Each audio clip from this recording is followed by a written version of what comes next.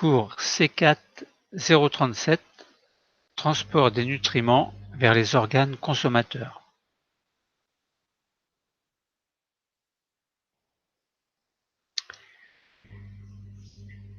Des caractéristiques permettent à la zone de contact entre les alvéoles pulmonaires et les capillaires sanguins d'assurer le passage du dioxygène de l'air, tandis que les nutriments disparaîtront de l'intestin grêle.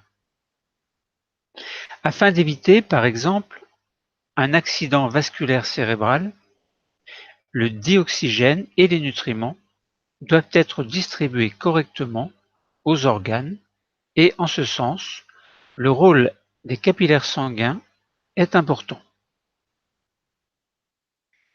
On se propose de résoudre le problème suivant. Comment s'effectue le transport des nutriments vers les organes consommateurs? Après avoir présenté dans un certain document les caractéristiques permettant à la zone de contact entre les alvéoles et les capillaires sanguins d'assurer le passage du dioxygène de l'air, il faudra expliquer, à l'aide d'un autre document, ce que deviennent les nutriments de l'intestin grêle. Puis, d'autres documents encore permettront d'expliquer l'origine d'un accident vasculaire cérébral avant de déduire la façon dont le dioxygène et les nutriments sont distribués aux organes. Enfin, d'autres documents encore permettront de préciser en parallèle le rôle des capillaires sanguins. Commençons par étudier les documents.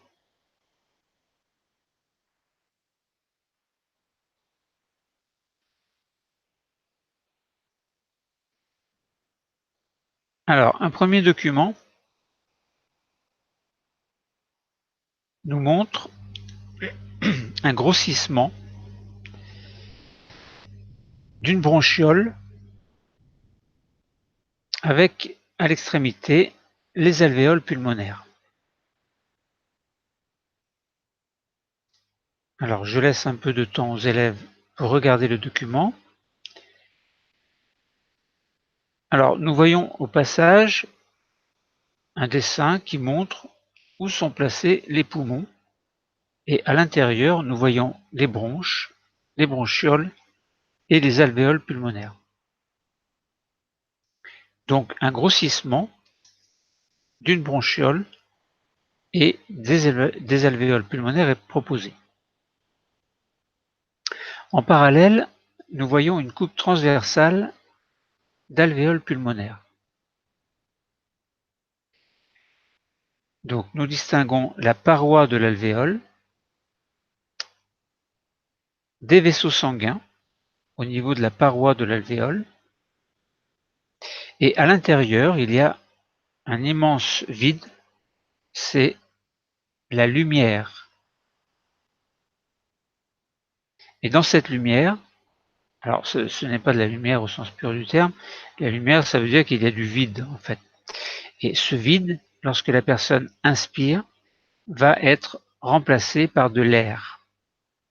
Or, dans l'air, nous savons qu'il y a du dioxygène, 21% de dioxygène. Alors, on essaie de comprendre. Donc, l'élève regarde, essaie de faire la relation entre la coupe transversale et le schéma qui est proposé, et on s'aperçoit que au niveau de l'alvéole et de la bronchiole, il y a deux types de vaisseaux sanguins. Un type est vert, pas vert, un type est rouge et l'autre type est bleu. Alors, je ne sais pas pourquoi j'ai dit vert. Non, donc ce sont des couleurs conventionnelles en fait. Donc rouge, pourquoi rouge? Pourquoi un vaisseau sanguin qui contourne les alvéoles pulmonaires est-il représenté en rouge? Eh bien parce qu'il possède un sang enrichi en dioxygène. Et il est précisé dans le vaisseau qui est représenté en bleu, donc qui contourne également l'alvéole pulmonaire, nous précisons que le sang est appauvri en dioxygène. Donc s'il est appauvri en dioxygène, nous pouvons supposer qu'il provient des différents organes du corps qui ont utilisé le dioxygène. Et lorsque nous basculons sur le sang enrichi en dioxygène, nous imaginons qu'à partir de l'intérieur de l'alvéole pulmonaire, du dioxygène est arrivé dans ce sang qui au départ était appauvri et qui est devenu enrichi en dioxygène. En fait, les deux types de vaisseaux correspondent à des capillaires sanguins et nous voyons deux flèches, une flèche qui provient de la bronchiole mais relative au vaisseau sanguin, donc au capillaire sanguin, qui arrive au niveau des alvéoles pour contourner les alvéoles. Donc ce sang pauvre en dioxygène va tout doucement s'enrichir en dioxygène, puisque ce dioxygène va passer de la lumière de l'alvéole vers ce vaisseau sanguin. Donc l'intérieur du vaisseau sanguin, c'est du sang, et ce sang va être fixé, alors sans retenir forcément ce que je vais dire, va être fixé sur ce que l'on appelle des molécules d'hémoglobine qui sont contenues dans des globules rouges. Rouge, la couleur du sang est rouge, c'est parce que ces globules rouges donnent la couleur rouge au sang. Et plus il y aura de dioxygène dans ce sang, plus la couleur rouge sera intense. Et on s'aperçoit que ce capillaire sanguin, qui est représenté en bleu et qui se charge tout doucement en dioxygène, est connecté directement, en fait il y a une continuité avec le capillaire sanguin qui est riche en dioxygène et qui est représenté en rouge. Autrement dit, il y a une zone de contact, il y a une zone en fait, pas une zone de contact, mais puisque les vaisseaux c'est une continuité en fait, il n'y a pas d'arrêt. Mais on a l'impression qu'il y a brusquement le passage d'une couleur bleue à une couleur rouge, conventionnellement, et symboliquement, cela signifie que du dioxygène est passé dans les capillaires qui étaient pauvres en dioxygène et qui sont devenus, tout en continuant leur cheminement autour des alvéoles, qui sont devenus qui sont enrichis en dioxygène. Bon, autrement dit, si on donne quelques valeurs, au niveau de l'air inspiré, et cet air arrive dans l'alvéole, il y a 21% de dioxygène et la teneur de dioxygène dans l'air expiré, donc qui sort de l'alvéole, donc de la bronchiole également, et plus tard des bronches et qui sera expiré à l'extérieur. Donc cet air n'a plus que 16% de dioxygène. Donc 21% à l'entrée, 16% à la sortie de la bronchiole. Donc nous voyons que 16 pour aller à 21, ça fait 5. Donc 5% de dioxygène est passé dans le sang. Bon. Explication assez complète. Les alvéoles pulmonaires sont une surface de contact relativement importante entre l'air et le sang. Donc nous avons dit que les alvéoles sont en contact avec des vaisseaux sanguins très fins que l'on appelait les capillaires. Alors, capillaires veineux et capillaires artériels. On peut dire que cette surface représente 75 mètres carrés, donc 75 à 80 mètres carrés par poumon, soit le tiers de la surface d'un terrain de tennis par exemple. L'air et le sang ne sont alors séparés que par la paroi très très fine des alvéoles et par la paroi très fine également des capillaires. Donc autrement dit, lorsque nous inspirons, l'air arrive dans l'alvéole, le dioxygène de cet air va traverser la paroi du capillaire, pas du capillaire mais de l'alvéole pulmonaire. Il va arriver ensuite au contact de la paroi d'un capillaire sanguin pour passer dans le sang que protège justement la paroi de ce capillaire sanguin. Donc le dioxygène est bien transporté au niveau du sang et l'enrichissement se fait bien au niveau des poumons.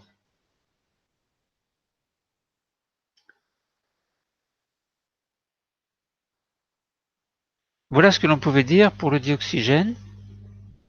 Maintenant, nous avons dit les nutriments également doivent arriver dans le sang pour parvenir ensuite jusqu'aux cellules. Alors, nous voyons un schéma, celui de l'intestin, intestin grêle, parce qu'il y a deux types d'intestin. On va dire l'intestin grêle et le gros intestin. Le gros intestin, nous n'en parlerons pas aujourd'hui. Alors, si on regarde simplement le schéma, donc on voit des couleurs, on voit des formes, on voit un cylindre, puis on voit des choses un peu bizarres que nous allons essayer d'interpréter, enfin de comprendre. Alors, nous voyons une espèce de tuyau. Ce tuyau, alors ce n'est pas un tuyau, c'est simplement la représentation symbolique d'un tube digestif, donc d'un petit morceau de tube digestif. Nous voyons également des capillaires sanguins qui sont au contact de ce tube digestif. Alors on nous représente donc un capillaire sanguin qui arrive au niveau du tube, puis qui forme ensuite un espèce de réseau, toujours autour du tube digestif, pour repartir ensuite dans un autre vaisseau sanguin, que l'on appellera le vaisseau sanguin sortant. Donc de ce fait-là, il y a un vaisseau sanguin entrant et un vaisseau sanguin sortant. Alors, on nous montre également plein de petits points bleus, et ces petits points bleus représentent ce que l'on appelle des nutriments, c'est-à-dire des molécules, donc des toutes petites molécules qui sont issues de la digestion des aliments. Alors, la digestion, nous n'allons pas en parler aujourd'hui, mais nous savons juste que lorsque nous mangeons quelque chose, c'est transformé dans le tube digestif et réduit en particules qui sont très très fines. Et ces particules, en fait, alors ce ne sont pas vraiment des particules, mais ce sont ce que l'on appelle des nutriments. Ce sont des molécules dont nous n'allons pas détailler la composition aujourd'hui. Alors, on nous représente également en bleu le sens de circulation des nutriments à l'intérieur du tube digestif. Alors, donc il faut imaginer que dans le sang entrant, il y a plusieurs catégories de nutriments, d'aliments, on peut dire un petit peu ce qu'on veut, nutriments, aliments, ou catégories de nutriments, d'aliments, etc., et qui sont classés en trois grandes catégories que l'on appelle les lipides, les glucides et les protéines. Donc dans le sang sanguin qui entre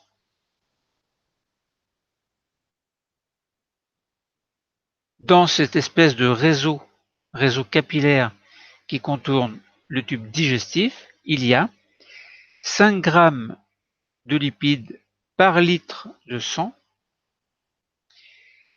0,4 g de protéines par litre de sang, 0,8 g de glucides par litre de sang. Et dans le sang sortant, il y a eu un enrichissement du sang en lipides, glucides et protéines. On le voit bien avec les valeurs qui sont proposées dans le sang sortant. Lipides 5,5 g par litre, alors qu'au départ, à l'entrée, il n'y avait que 5, donc il y a 0,5 qui ont été apportés par le tube digestif, puisqu'on a dit que dans le tube digestif, il y a des nutriments, et que ces nutriments vont pouvoir passer dans ces petits capillaires sanguins du sang entrant pour enrichir le sang sortant. Alors, au niveau des protéines, il y avait 0,4 dans le sang entrant et 0,7 dans le sang sortant. Donc 0,3 g de protéines sont passés du tube digestif vers le sang.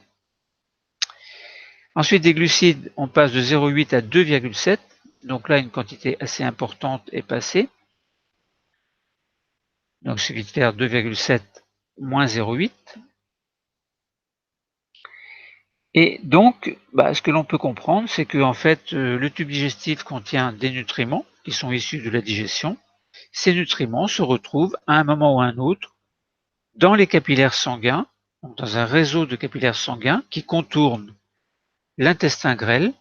Et ensuite, eh bien, ce qui passe dans le sang se retrouve dans la circulation générale, sachant que le cœur va pomper ce sang d'une manière ou d'une autre. Ce sang va se retrouver réparti dans tout l'organisme. Donc, ce qui va permettre aux cellules de s'enrichir également en ces différentes catégories de nutriments, puisqu'à un moment donné, ces nutriments vont se retrouver dans la cellule. Parce que l'objectif du sang, c'est en fait de faire circuler les nutriments. Tout comme il y avait une circulation du dioxygène tout à l'heure qui était emprisonné dans des molécules d'hémoglobine transportées par des globules rouges, eh bien ici, les nutriments vont se retrouver plus ou moins à l'état libre dans le sang, ne seront pas fixés par les globules rouges, mais vont se retrouver un petit peu isolés, comme si on mettait dans de l'eau des particules et que les particules se retrouvent dans l'eau. Bon. Donc voilà. Alors, à côté, on a dit lipine entrant 5, sortant 5,5. Donc ça fait 0,5 de plus. Et là, on met l'accent, lipides protides pareil, 0,4 et 0,7, 0,8, 2,7 pour les glucides. Ensuite, on nous montre un autre schéma qui correspond à un vaisseau. Alors, tout à l'heure, nous avons parlé de vaisseau sanguin type capillaire. Et là, nous parlons d'un vaisseau non pas sanguin, mais un vaisseau lymphatique. Dans ce vaisseau lymphatique, il y a de la lymphe et on s'aperçoit qu'il n'y a pas de lymphe entrante, mais il y a de la lymphe sortante. Ça veut dire qu'il y a un réseau de vaisseaux lymphatiques qui vont capter, donc capturer, entre guillemets, ce sera simplement un passage du tube digestif vers les vaisseaux lymphatiques, on va dire capter entre guillemets. Donc les nutriments circulent dans le tube digestif et au passage, ils passent entre guillemets, une partie du moins va passer dans ces vaisseaux lymphatiques. Si bien que dans cette lymphe sortante, lipides, il y en a 6,5 grammes par litre, protéines, il y a des traces et glucides, il y a des traces. Autrement dit, nous voyons là que le rôle des vaisseaux lymphatiques est important pour les lipides, en ce sens que lui, ce vaisseau lymphatique, capte les lipides. Mais étrangement, il ne capte pas les protéines ni les glucides. Donc, ce qui est un peu bizarre, parce qu'il peut paraître bizarre. Donc, si on résume, on a un tube digestif, on a un réseau de capillaires sanguins avec le sang entrant et le sang sortant, qui est annexé ou fixé, pas fixé, mais juste à coller, poser. Là, on ne définit pas trop les choses, mais simplement autour du tube digestif, il y a donc ces capillaires sanguins qui vont capturer, en fait, entre guillemets, des lipides, des protéines et des glucides, tandis que dans le vaisseau lymphatique, il y a capture uniquement de lipides. Voilà, un résumé. Alors, si on s'intéresse au texte, l'intestin, une surface de contact entre les nutriments et le sang. Donc, surface de contact, on n'en a pas parlé, mais on a dit indirectement que les capillaires sanguins étaient contre la paroi du tube digestif. Alors, on ne sait pas encore trop comment, mais on sait bien que ces nutriments vont passer, donc ils vont passer du tube digestif, donc il va falloir traverser la paroi du tube digestif, et se retrouver dans le sang après avoir traversé la paroi du vaisseau sanguin. Alors, les cellules de la paroi intestinale sont en contact avec des vaisseaux très fins que l'on appelle, comme on l'a dit, les capillaires sanguins et les vaisseaux lymphatiques. Cette surface de contact est particulièrement fine et elle permet le passage des nutriments dans le sang et la lymphe, comme nous l'avons dit. Chez un humain, cette surface de contact, qui est très importante, représente environ 250 mètres carrés, 250 mètres carrés, ce qui est énorme, soit la surface d'un terrain de tennis. La circulation lymphatique riche en lipides se déverse dans la circulation sanguine. Donc, la circulation lymphatique riche en lipides se déverse dans la circulation sanguine. Donc tout à l'heure, nous avons dit dans le sang entrant et dans le sang sortant, il y a des lipides et 0,5 g de lipides sont passés de l'intestin dans le sang. Mais là, ce qu'on nous dit dans ce texte-là, c'est que les lipides vont passer du tube digestif dans le vaisseau lymphatique, mais on nous dit, et ce qui n'est pas montré sur le schéma, on nous dit que ces lipides vont passer dans le sang. Donc il faut imaginer une relation, une zone de contact entre le vaisseau lymphatique et des capillaires sanguins éventuellement, ce qui n'est pas représenté, mais on peut l'imaginer très bien. Et ce contact permettrait aux lipides de traverser la paroi du vaisseau lymphatique, puis la paroi du capillaire sanguin, pour se retrouver dans le sang. Donc ce lipide se retrouverait dans le sang. Donc on peut l'imaginer. Alors, ensuite, on va essayer de comprendre la distribution du dioxygène et des nutriments aux organes. Parce que là, nous avons vu que, à l'issue de la digestion, nous avons des nutriments dans le tube digestif, donc dans l'intestin grêle du moins, et que de l'intestin grêle, les nutriments se retrouvent dans le sang. Donc, le sang, c'est simplement un liquide qui va permettre le transport des nutriments et du dioxygène. Alors, pourquoi transport? Parce que il faut qu'à un moment donné ou un autre de ce transport, il faut que ce transport s'arrête pour que ces nutriments et dioxygène passent dans les organes, c'est-à-dire dans les cellules des organes. Alors, comment est-ce que ce sang est mis en circulation? Eh bien, c'est grâce au cœur. Bon, nous n'allons pas étudier le cœur aujourd'hui, mais le cœur, c'est une pompe, une double pompe, en fait, qui a un rôle dans son côté droit et dans son côté gauche. Bon, c'est assez compliqué, nous n'en parlons pas aujourd'hui, c'est simplement une pompe qui fait circuler le sang. Donc ce sang, à un moment donné ou à un autre, il arrive au contact de ces cellules et il faut imaginer que ces nutriments et ce dioxygène vont traverser la paroi du capillaire pour se retrouver près d'une cellule. Et la cellule donc va capturer les nutriments et le dioxygène. Donc là, on nous montre une image, celle d'une coupe de cerveau avec plein de vaisseaux à l'intérieur. Enfin, je dis vaisseaux, mais on imagine que l'élève va penser que ce sont des vaisseaux. Ce sont peut-être des vaisseaux et peut-être pas. Il y a plein de couleurs. Bon, et plein de choses qui ressemblent à des vaisseaux. Alors, vaisseaux ou pas vaisseaux. Dans une photo à côté, sans lire le texte, on voit également plein de vaisseaux rouges. Alors, plein de vaisseaux. Est-ce que ce sont des vaisseaux sanguins ou pas? Pour l'instant, on peut l'imaginer. Et il y a un mot qui attire l'attention, c'est le mot anévrisme. Et il y a un cercle blanc qui nous montre la zone de l'anévrisme, et on a l'impression que c'est un vaisseau qui a grossi, comme une boursouflure, en fait. Chose un peu étrange.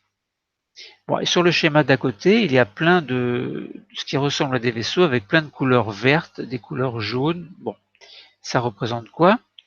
Alors, si on lit le texte, l'irrigation sanguine d'un organe, c'est le cerveau humain. Donc là, toutes ces couleurs, jaune, verte, bleu, on imagine que ce sont des vaisseaux sanguins, en fait, qui vont irriguer, euh, c'est-à-dire nourrir, en fait, le cerveau. Et on précise qu'à chaque instant, près de 20 à 25% de l'ensemble du sang de l'organisme circule dans les vaisseaux sanguins du cerveau. 20 à 25% de l'ensemble du sang de l'organisme circule dans les vaisseaux sanguins du cerveau. Donc ça, c'est important. Ça veut dire que le cerveau est un organe qui est un grand consommateur, et ça on le devine puisqu'il y a une riche circulation sanguine à l'intérieur, un grand consommateur de nutriments et de dioxygène sans doute. Alors à côté, donc là où il y avait un anévrisme, avec plein de vaisseaux, on imagine que ce sont plein de vaisseaux sanguins qui partent de cet anévrisme pour aller un peu partout, mais les vaisseaux sont reliés, enfin sont pas vraiment reliés entre eux, mais on a l'impression que ça forme comme des cheveux qui sont fixés sur le cuir chevelu et ça fait quelque chose d'étrange, de joli en même temps. Bon, et si on lit, on dit un anévrisme dans un vaisseau sanguin cérébral. Alors le mot anévrisme, c'est une dilatation anormale d'un vaisseau sanguin. Donc ce que nous percevions comme une boursouflure tout à l'heure, c'est en fait une dilatation d'un vaisseau sanguin. Alors est-ce que c'est bien ou pas bien qu'il y ait une dilatation? Eh bien, un accident vasculaire cérébral, alors on dit en abrégé AVC, accident vasculaire cérébral, peut être provoqué par la rupture d'un anévrisme. Donc, on se demandait si l'anévrisme c'était bien ou pas bien. Bien là, on voit bien que c'est non, puisque l'anévrisme, c'est une boursouflure. C'est comme si on soufflait sur un ballon de baudruche pour le faire gonfler, et à un moment donné, il peut éclater. Et bien là, on imagine que ce vaisseau sanguin, il va gonfler à un endroit précis, gonfler, gonfler, et à un moment donné, il peut très bien se rompre. Et à ce moment-là, comme il y a du sang à l'intérieur, ce sang va s'écouler tout autour de l'endroit de la rupture. Alors, la partie du cerveau initialement irriguée va mourir car sa nutrition n'est plus assurée. Évidemment, s'il y a une rupture de ce vaisseau sanguin, et comme ce vaisseau sanguin avait pour but de former plein de petits capillaires sanguins qui allaient nourrir le cerveau, évidemment en dioxygène et en nutriments, si l'anévrisme, s'il y a une rupture de cette espèce d'anévrisme, eh bien les cellules du cerveau ne seront plus nourries à partir de l'anévrisme. Donc cela peut entraîner de graves conséquences qui peuvent aller jusqu'à la mort de la personne. Bon, et on voit, donc dans la photo où il y avait beaucoup de vaisseaux sanguins qui étaient représentés de différentes couleurs, eh bien, c'est simplement pour montrer que il y a bien 20% de vaisseaux sanguins, enfin 20% de l'ensemble du sang de l'organisme circule dans les vaisseaux sanguins du cerveau. Ensuite, on nous montre les oreilles d'un lapin.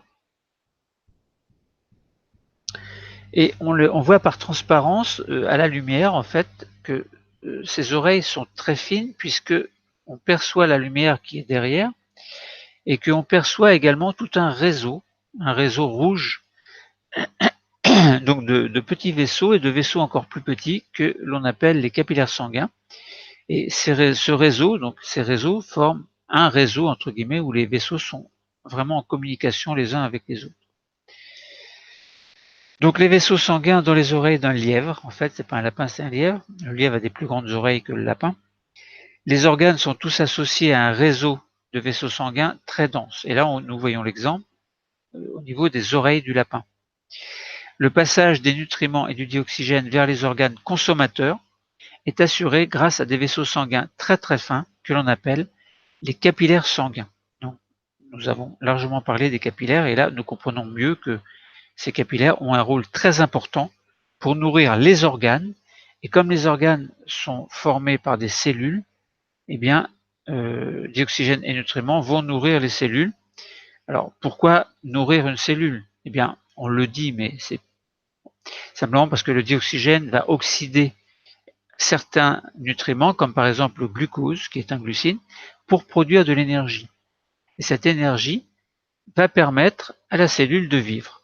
Alors, il y aura un rejet en parallèle de déchets, que l'on appelle le dioxyde de carbone, et un déchet qui sera de l'eau aussi, bon, qui n'est pas vraiment considéré comme un déchet, mais donc voilà. Ensuite, sur un dernier document, on nous présente un réseau très très dense de capillaires sanguins dans l'intestin d'un petit mammifère.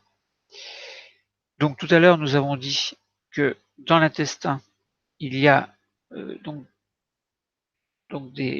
beaucoup de vaisseaux sanguins qui sont des capillaires en fait qui sont collés, qui sont annexés.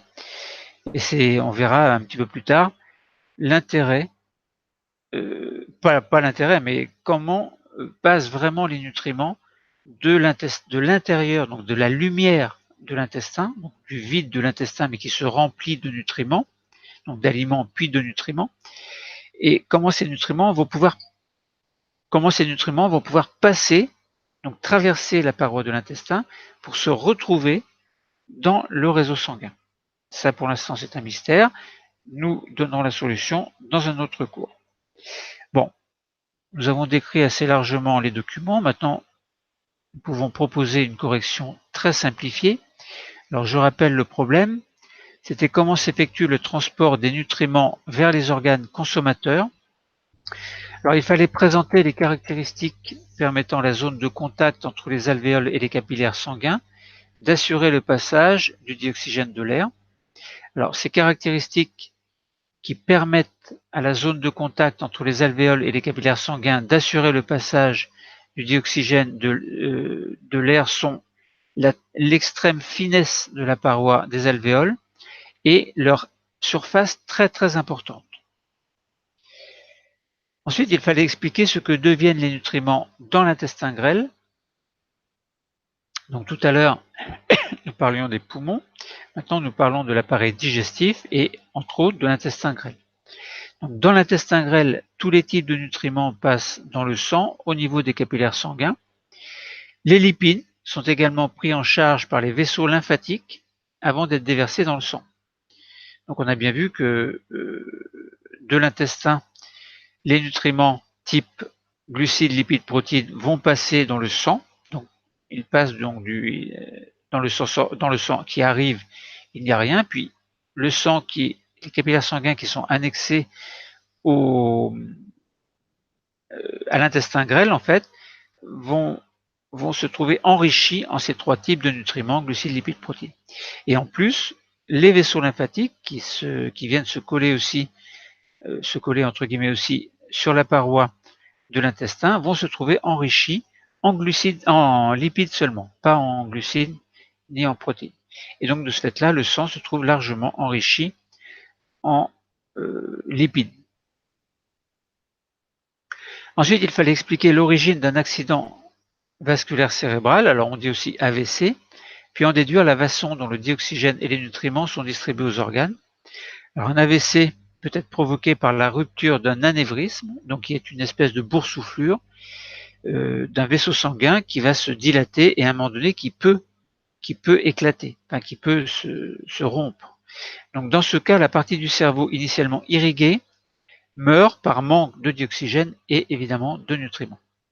On peut déduire de cette observation que le dioxygène et les nutriments sont distribués aux organes par l'intermédiaire de vaisseaux sanguins, notamment au niveau des vaisseaux sanguins qui sont très fins, que l'on appelle les capillaires sanguins. Enfin, il fallait préciser le rôle des capillaires sanguins. Eh bien, ils ont une paroi qui est très très fine, et donc du fait de la finesse de la paroi et de l'abondance de ces capillaires, en fait, donc de cette finesse de paroi, donc de cette extrême importance de la surface de la paroi, il y a possibilité de passage des nutriments et du dioxygène du sang vers les organes. Donc au niveau des connaissances, nous avons parlé de nutrition.